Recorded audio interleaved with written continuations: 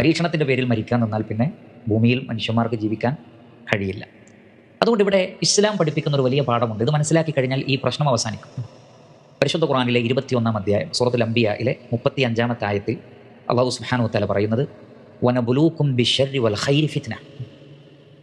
ഒരു പരീക്ഷണം എന്നുള്ള നിലക്ക് ഞാൻ നിങ്ങൾക്ക് ഖൈറ് നൽകിക്കൊണ്ടും ഷർറ് നൽകിക്കൊണ്ടും പരീക്ഷിക്കുന്നതാണ്. നോക്കൂ, നിങ്ങൾ പലരും മനസ്സിലാക്കിയത് ഷർറ് മാത്രമാണ് പരീക്ഷണം എന്നാണ്. മറിച്ച് അല്ലാഹു സുബ്ഹാനഹു വ തആല പറയുന്നത് വനബുലൂക്കും ബിശ്ശർ, ഷർറ് കൊണ്ടും പരീക്ഷിക്കും, ഉപദ്രവം കൊണ്ടും പരീക്ഷിക്കും, അതേപോലെ തന്നെ ഖൈർ, നന്മ കൊണ്ടും, വൽ ഖൈർ വനബുലൂക്കും ബിശ്ശർരി വൽ ഖൈരി ഫിത്ന. ഒരു പരീക്ഷണം എന്നുള്ള നിലക്ക് ഖൈറും ഉണ്ടാവും ഷർറും ഉണ്ടാകും. ഇലൈനാ തുർജഊൻ, നിങ്ങൾ എന്നിലേക്കാണ് മടക്കപ്പെടുന്നത് എന്നാണ്.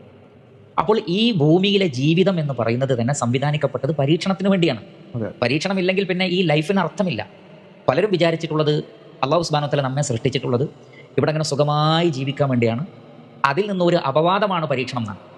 ഇവിടെ ഒരു ബുദ്ധിമുട്ടില്ലാതെ ഭക്ഷണത്തിൽ ബുദ്ധിമുട്ടുണ്ടാവരുത്, ആരോഗ്യത്തിൽ ബുദ്ധിമുട്ടുണ്ടാവരുത്, കുടുംബത്തിൽ ബുദ്ധിമുട്ടുണ്ടാവരുത്, കച്ചവടത്തിൽ ബുദ്ധിമുട്ടുണ്ടാവരുത്.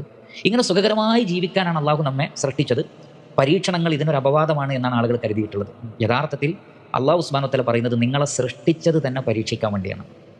ഖൈറും തരും ഷർറും തരും. അള്ളാഹുവിലേക്കാണ് മടങ്ങി പോകേണ്ടത്.